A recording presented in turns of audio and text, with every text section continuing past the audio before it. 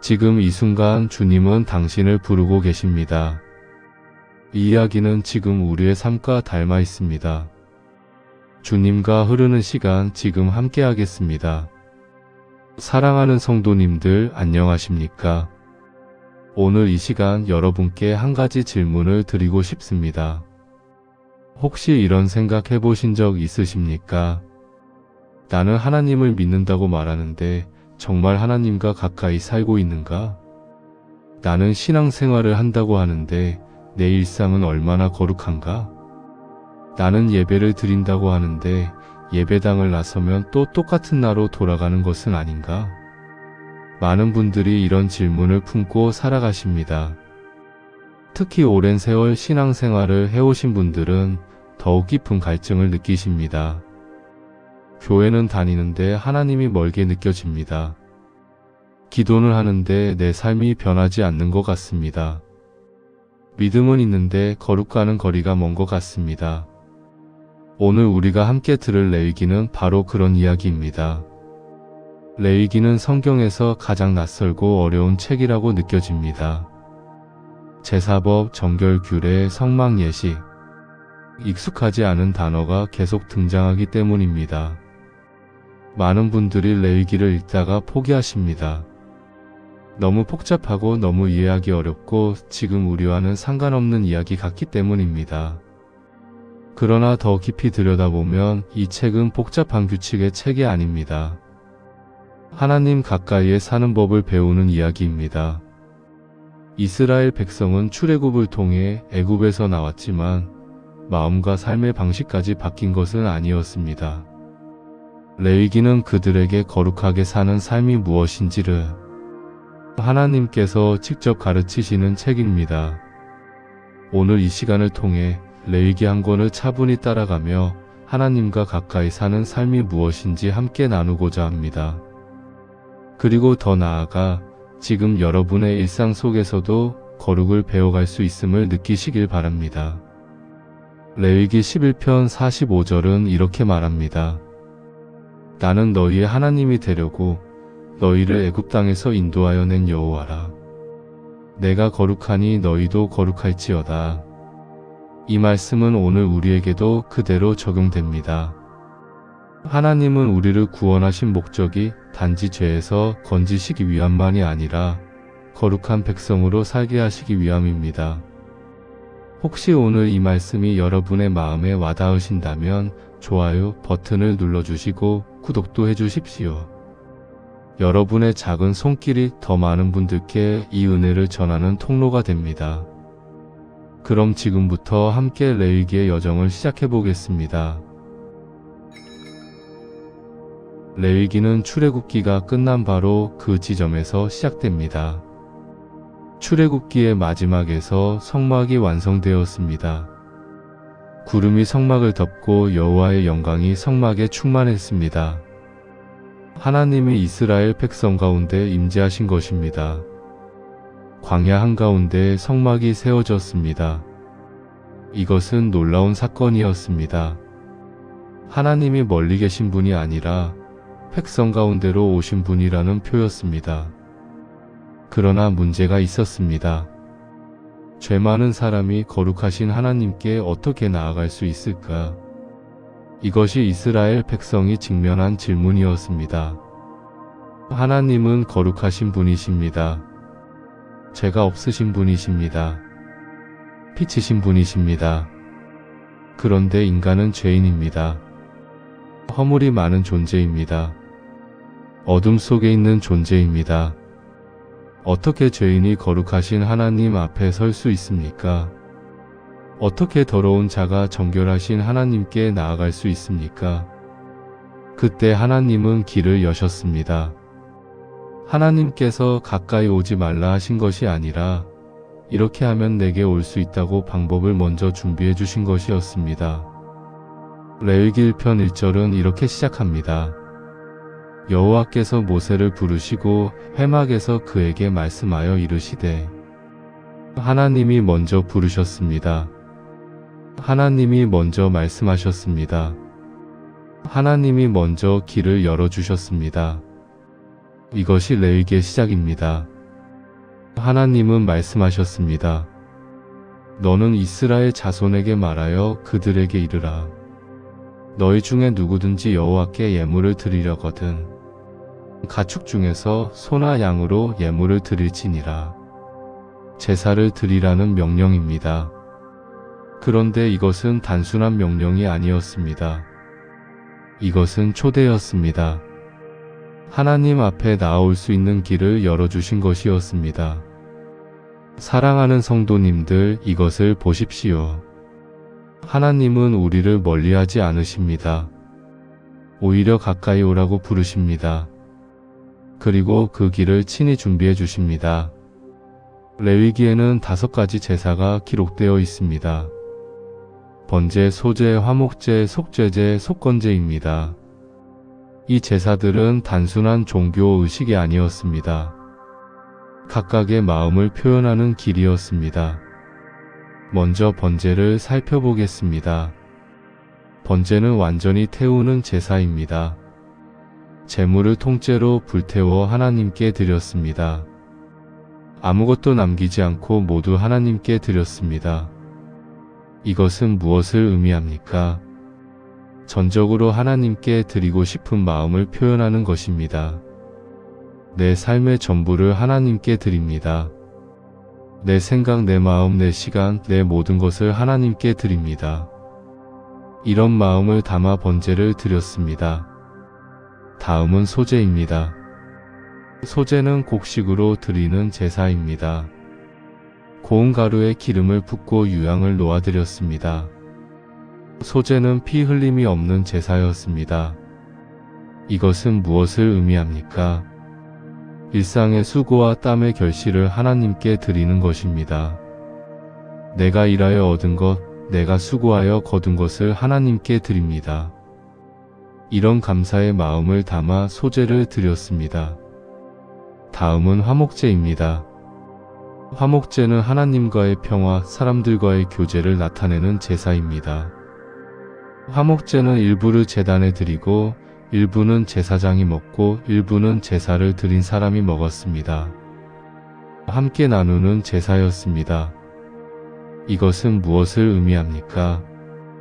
하나님과의 교제, 사람들과의 교제를 나타내는 것입니다. 평화와 화해의 제사였습니다. 관계의 회복을 나타내는 제사였습니다. 다음은 속죄제입니다. 속죄제는 죄를 고백하고 용서받는 제사입니다. 내가 잘못했습니다. 내가 죄를 지었습니다. 이런 고백을 담아 속죄제를 드렸습니다. 마지막으로 속건제입니다. 속건제는 잘못을 배상하는 제사입니다. 단순히 죄를 고백하는 것을 넘어 잘못을 바로잡는 제사였습니다. 누군가에게 피해를 주었다면 그것을 갚아야 했습니다. 잘못을 회복하는 제사였습니다. 사랑하는 믿음의 가족 여러분, 이 5가지 제사를 보십시오. 하나님은 사람의 마음을 아셨습니다. 전적으로 드리고 싶은 마음이 있습니다. 감사하고 싶은 마음이 있습니다. 화해하고 싶은 마음이 있습니다. 죄를 고백하고 싶은 마음이 있습니다. 잘못을 바로잡고 싶은 마음이 있습니다. 하나님은 그 모든 마음이 하나님께 나아갈 통로를 하나하나 마련해 주셨습니다. 그런데 이 모든 제사의 중심에는 한 가지 공통점이 있었습니다. 바로 피였습니다. 레위기 17편 11절은 이렇게 말합니다. 육체의 생명은 피에 있음이라. 내가 이 피를 너희에게 주어 제단에 뿌려 너희의 생명을 위하여 속죄하게 하였나니 생명이 피에 있으므로 피가 죄를 속하느니라. 피가 없으면 죄사함이 없습니다. 생명이 없으면 속죄가 없습니다. 이것이 하나님의 법칙이었습니다. 그런데 이 모든 제사는 훗날 오실 예수 그리스도를 가리키고 있었습니다. 완전한 번제물로 자신을 드리신 예수님, 일상의 떡이 되신 예수님, 하나님과 사람 사이의 화목제물이 되신 예수님, 우리의 죄를 대신 짊어지신 속죄제물 예수님, 우리의 모든 빚을 갚아주신 속건제물 예수님. 레위기의 모든 제사는 예수 그리스도를 향하고 있었습니다. 레위기를 읽다 보면 정결하다, 부정하다라는 표현이 자주 나옵니다. 이 단어 때문에 어떤 사람은 더럽고 어떤 사람은 깨끗하다고 차별하는 책처럼 보이기도 합니다. 그러나 레위기의 목적은 차별이 아니었습니다. 생명을 지키기 위한 분별에 있었습니다. 레위기는 정결한 음식과 부정한 음식에 대해 말합니다. 출산 후 정결 규례에 대해 말합니다. 나병에 대해 말합니다. 유출병에 대해 말합니다.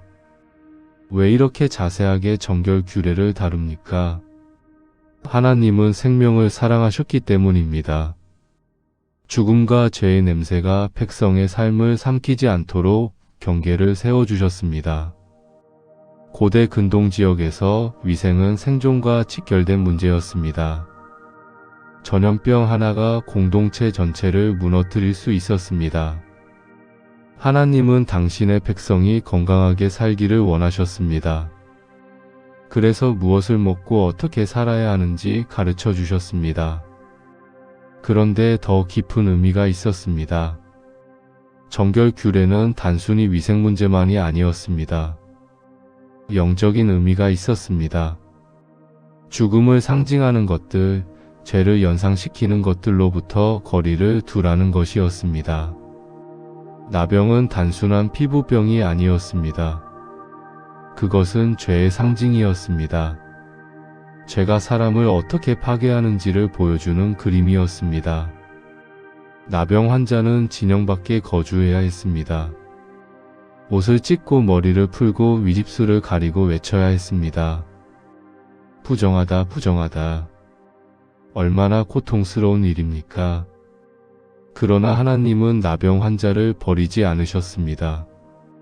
레위기는 나병이 나은 자의 정결 예식을 자세히 기록합니다. 새 2마리와 백향목과 홍색실과 우슬초를 가져오게 했습니다. 한 새는 흐르는 물 위 질그릇 안에서 잡고 다른 새는 살아있는 채로 잡은 새의 피를 묻혀들에 놓아주었습니다. 그리고 나병이 나은 사람에게 7번 뿌려 정결하다 하였습니다. 이것은 무엇을 의미합니까? 회복의 가능성을 보여주는 것입니다. 죽음같이 보이는 상황에서도 하나님은 생명을 회복시키실 수 있습니다. 죄로 얼룩진 사람도 하나님은 깨끗하게 하실 수 있습니다. 사랑하는 성도님들, 지금 여러분은 어떠십니까? 혹시 나병 환자처럼 느껴지십니까? 혹시 부정하다고 외치며 살아가고 계십니까? 혹시 회복 불가능하다고 생각하십니까? 레위기는 우리에게 말합니다. 하나님은 회복의 하나님이시라고. 하나님은 깨끗하게 하시는 하나님이시라고. 하나님은 생명을 살리시는 하나님이시라고. 레위기의 가장 중심에는 대속죄일에 관한 이야기가 있습니다. 대속죄일은 1년에 단 한 번 대제사장만이 지성소에 들어가는 날이었습니다. 지성소는 하나님이 임재하시는 곳이었습니다. 법궤가 있는 곳이었습니다. 속죄소가 있는 곳이었습니다. 1년 내내 아무도 그곳에 들어갈 수 없었습니다. 오직 대속죄일에 오직 대제사장만이 들어갈 수 있었습니다. 그것도 피를 가지고 들어가야 했습니다. 대제사장은 먼저 자기 자신을 위해 속죄제를 드렸습니다. 자기 죄를 먼저 씻어야 백성을 위해 제사를 드릴 수 있었습니다. 그리고 백성을 위해 속죄제를 드렸습니다. 2마리 염소를 가져왔습니다. 한 마리는 여호와를 위한 것이고 한 마리는 아사셀을 위한 것이었습니다. 여호와를 위한 염소는 속죄제로 드려졌습니다. 그 피를 가지고 지성소에 들어가 속죄소에 뿌렸습니다. 아사셀을 위한 염소는 살려두었습니다. 대제사장이 그 염소의 머리에 2손을 얹고 이스라엘 자손의 모든 불의와 그 범한 모든 죄를 아뢰며 그 죄를 염소의 머리에 두었습니다. 그리고 그 염소를 광야로 보냈습니다. 염소가 그들의 모든 불의를 치고 무인지경으로 갔습니다. 사랑하는 믿음의 가족 여러분, 이 장면을 보십시오. 한 마리 염소는 죽었습니다. 피를 흘렸습니다. 이것은 죄의 대가를 보여줍니다. 죄의 값은 죽음입니다. 다른 한 마리 염소는 살았습니다. 그러나 죄를 지고 광야로 갔습니다. 이것은 죄의 제거를 보여줍니다. 죄가 완전히 사라졌습니다. 이 두 마리 염소는 모두 예수 그리스도를 가리킵니다. 예수님은 우리를 위해 죽으셨습니다. 피를 흘리셨습니다. 우리 죄의 값을 치르셨습니다. 그리고 예수님은 우리의 죄를 지고 가셨습니다. 우리의 죄를 완전히 제거하셨습니다. 동이 서에서 먼 것 같이 우리의 죄가를 우리에게서 멀리 옮기셨습니다. 대속죄일은 완전한 용서의 날이었습니다. 완전한 정결의 날이었습니다. 완전한 회복의 날이었습니다. 그리고 이 모든 것이 예수 그리스도 안에서 완성되었습니다. 예수님은 단번에 영원한 속죄를 이루셨습니다. 더 이상 반복할 필요가 없습니다. 더 이상 염소나 송아지를 잡을 필요가 없습니다. 예수님이 모든 것을 이루셨습니다. 레위기의 중심에는 하나님의 이 말씀이 흐르고 있습니다. 너희는 거룩하라. 내가 너희의 하나님 여호와가 거룩함이니라. 이 말씀이 레위기 곳곳에 반복됩니다. 거룩은 특별한 사람들이 그리는 위대한 삶이 아닙니다. 일상 속에서 하나님을 기억하는 방식입니다. 무엇을 먹고 어떻게 말하고 어떻게 관계 맺고 어떻게 행동할지에 대한 선택 속에 나는 누구의 백성인가를 기억하며 사는 삶이 바로 거룩입니다. 레위기는 거룩한 삶의 구체적인 모습을 보여줍니다. 부모를 공경하는 것이 거룩입니다. 안식일을 지키는 것이 거룩입니다. 우상을 멀리하는 것이 거룩입니다. 예배를 드리는 것이 거룩입니다. 가난한 자를 배려하는 것이 거룩입니다. 정직하게 사는 것이 거룩입니다. 공의롭게 사는 것이 거룩입니다. 말을 조심하는 것이 거룩입니다. 미움을 버리는 것이 거룩입니다. 용서하는 것이 거룩입니다. 사랑하는 것이 거룩입니다. 사랑하는 성도님들, 이것을 보십시오. 거룩은 멀리 있지 않습니다. 거룩은 일상 속에 있습니다. 부모를 공경하는 것, 정직하게 사는 것, 가난한 자를 돌보는 것, 말을 조심하는 것, 미움을 버리는 것, 용서하는 것, 사랑하는 것. 이 모든 것이 거룩입니다. 거룩은 완벽을 요구하는 단어가 아닙니다. 하나님께 마음을 두고 사는 삶을 천천히 배워가는 과정입니다. 특별히 레위기는 이렇게 말합니다. 내 이웃 사랑하기를 내 자신과 같이 사랑하라. 예수님은 이 말씀을 인용하셨습니다. 율법의 두 번째로 큰 계명이라고 하셨습니다. 내 이웃을 내 자신과 같이 사랑하라. 이것이 거룩의 핵심입니다. 레위기는 제사장에 대해서도 자세히 다룹니다. 제사장은 단순한 종교인이 아니었습니다. 하나님과 사람 사이에 서는 사람이었습니다. 상처와 죄로 하나님께 나아오기 어려운 사람을 대신하여 하나님 앞으로 데리고 가는 사람이었습니다. 그 사명을 감당하기 위해 먼저 자신이 거룩해야 했습니다. 레위기는 제사장의 위임식을 기록합니다. 모세가 아론과 그의 아들들을 데려와 물로 씻겼습니다. 아론에게 거룩한 옷을 입히고 관유를 부어 거룩하게 하였습니다. 이것은 무엇을 의미합니까? 제사장은 구별된 사람이었습니다.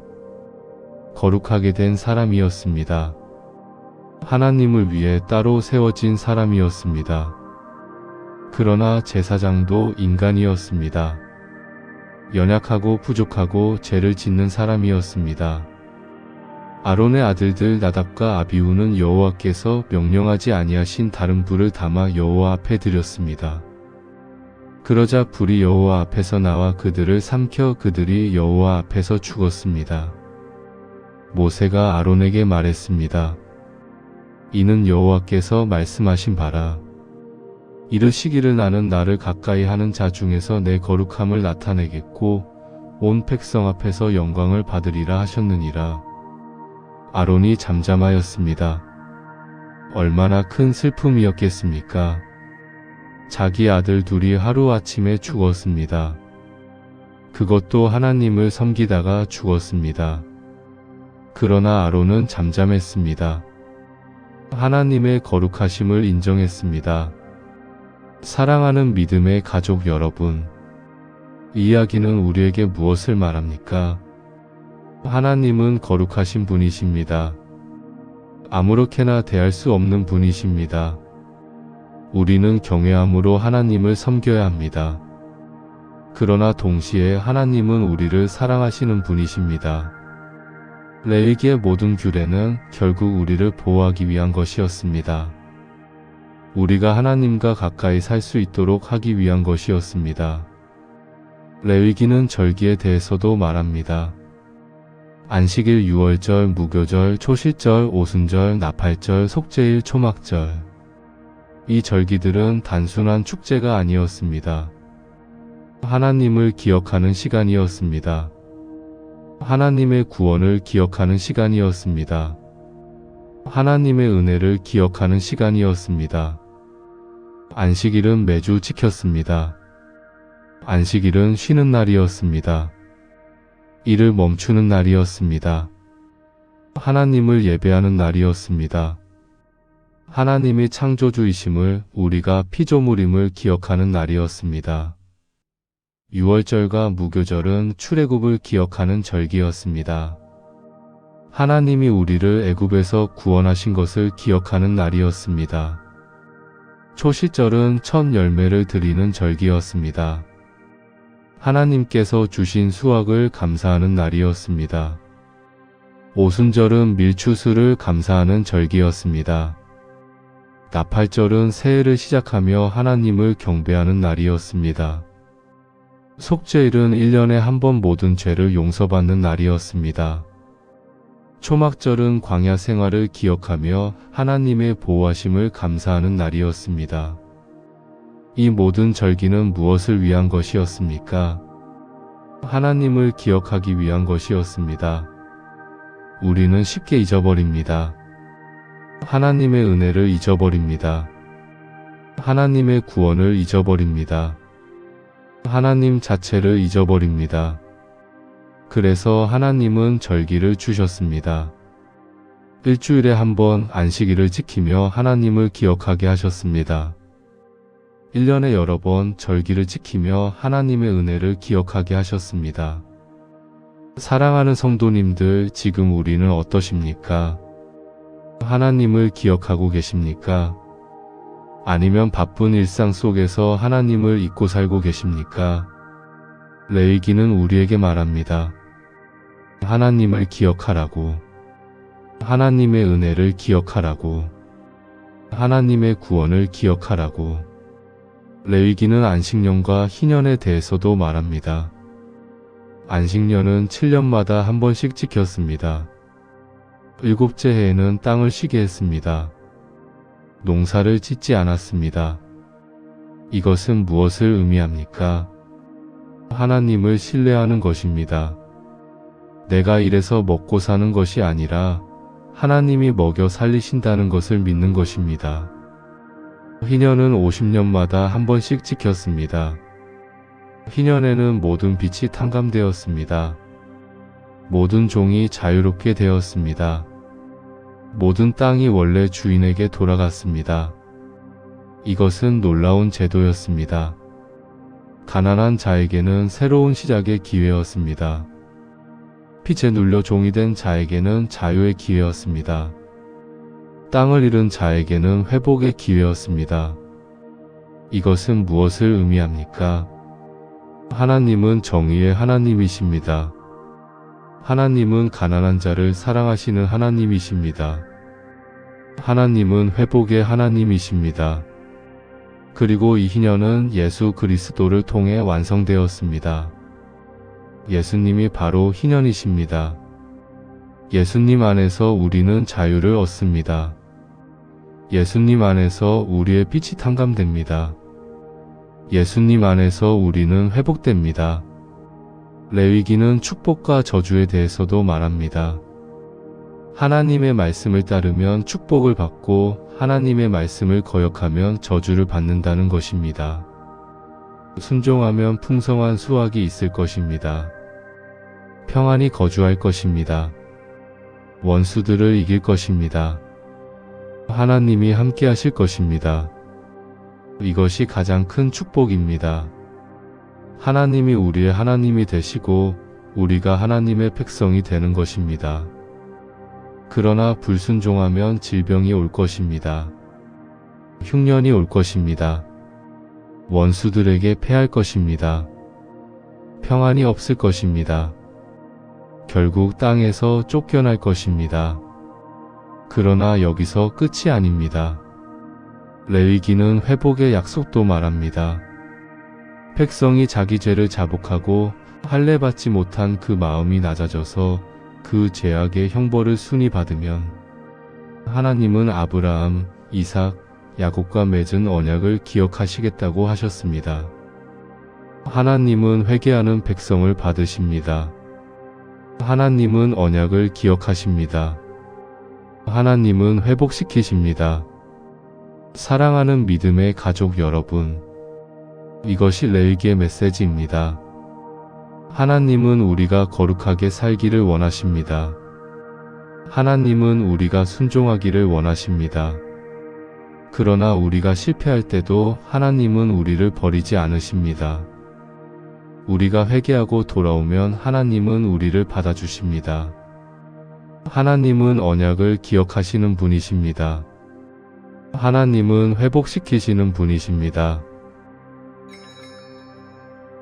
사랑하는 성도님들, 오늘 우리는 함께 레위기 한 권을 살펴보았습니다. 레위기가 말하는 하나님은 이런 분이십니다. 거룩하신 하나님이십니다. 죄를 미워하시는 하나님이십니다. 그러나 동시에 우리를 사랑하시는 하나님이십니다. 우리와 함께 거하기를 원하시는 하나님이십니다. 우리를 위해 길을 열어주시는 하나님이십니다. 그리고 우리 인간은 어떤 존재입니까? 죄인입니다. 부족한 존재입니다. 그러나 하나님께서 거룩한 백성으로 부르신 존재입니다. 하나님과 함께 살도록 지어진 존재입니다. 지금 여러분의 삶은 어떠십니까? 혹시 하나님과 멀리 떨어져 있다고 느끼십니까? 혹시 거룩과는 거리가 멀다고 생각하십니까? 혹시 내 삶은 하나님과 상관없다고 여기십니까? 레위기는 우리에게 말합니다. 하나님은 우리 곁에 머물기를 원하신다고. 하나님은 우리와 함께 살기를 원하신다고. 하나님은 우리를 거룩한 백성으로 부르신다고. 거룩은 완벽을 요구하는 것이 아닙니다. 거룩은 하나님께 마음을 두고 사는 삶을 천천히 배워가는 과정입니다. 오늘 하루 무엇을 먹을까를 결정할 때 하나님을 기억하십시오. 오늘 하루 누군가와 대화할 때 하나님을 기억하십시오. 오늘 하루 어떤 선택을 할 때 하나님을 기억하십시오. 그것이 거룩입니다. 레위기 17편 11절을 다시 한번 기억하십시오. 피 없이는 죄사함이 없습니다. 그러나 예수 그리스도께서 당신의 피를 흘리셨습니다. 우리를 위해 죽으셨습니다. 우리의 죄를 대신 짊어지셨습니다. 이제 우리는 예수님의 피로 깨끗함을 받았습니다. 이제 우리는 하나님 앞에 담대히 나아갈 수 있습니다. 이웃을 사랑하는 것이 거룩입니다. 용서하는 것이 거룩입니다. 미움을 버리는 것이 거룩입니다. 하나님을 기억하는 시간을 가지십시오. 안식일을 지키십시오. 하나님께 예배드리십시오. 하나님의 은혜를 기억하십시오. 예수님이 우리의 희년이십니다. 예수님 안에서 우리는 자유를 얻습니다. 예수님 안에서 우리의 빛이 탕감됩니다. 예수님 안에서 우리는 회복됩니다. 마지막으로 함께 기도하겠습니다. 사랑하는 하나님 아버지, 오늘 레위기 말씀을 통해 당신의 마음을 보여주셔서 감사합니다. 당신은 거룩하신 하나님이심을 고백합니다. 당신은 우리와 함께 거하기를 원하시는 하나님이심을 고백합니다. 당신은 우리를 위해 길을 열어주신 하나님이심을 고백합니다. 당신은 우리를 거룩한 백성으로 부르신 하나님이심을 고백합니다. 당신은 회복시키시는 하나님이심을 고백합니다. 지금 이 말씀을 듣는 모든 분들이 하나님과 가까이 사는 삶을 배워가게 하소서. 일상 속에서 하나님을 기억하며 살아가게 하소서. 거룩을 향한 여정을 천천히 걸어가게 하소서. 실패하고 넘어질 때도 다시 일어나 하나님께 나아가게 하소서. 우리의 삶을 통해 당신의 거룩하심이 드러나게 하소서. 예수님의 이름으로 기도드립니다. 아멘. 사랑하는 성도님들, 오늘 드린 말씀 중에서 마음에 특별히 와닿은 내용이 있으시다면 댓글로 나눠주십시오. 여러분의 기도 제목이 있으시다면 댓글로 적어주십시오. 함께 중보하며 기도하겠습니다. 그리고 운영자가 여러분의 모든 댓글에 하트를 남기며 함께 기도하고 있습니다. 혹시 이 영상이 도움이 되셨다면 좋아요 버튼을 눌러주시고 구독과 알림 설정도 해주시면 감사하겠습니다. 더 많은 분들이 이 은혜를 나눌 수 있도록 여러분의 작은 손길이 큰 힘이 됩니다. 오늘도 하나님의 평강이 여러분과 함께하기를 축복합니다. 하나님의 거룩하심이 여러분의 일상을 채우기를 축복합니다. 하나님과 가까이 거하는 삶이 여러분의 것이 되기를 축복합니다. 다음 시간에 또 뵙겠습니다. 감사합니다.